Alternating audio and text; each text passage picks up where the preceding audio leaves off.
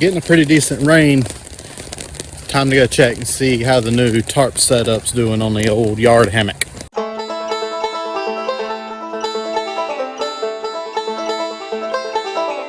So I got just a regular old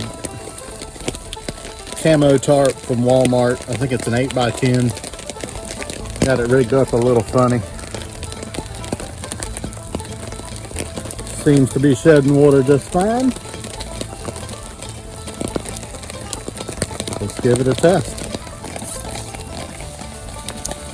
Feels pretty dry.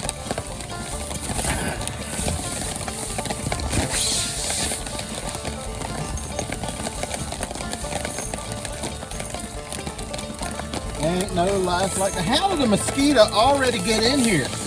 Ah! Ah! Ah! Ugh!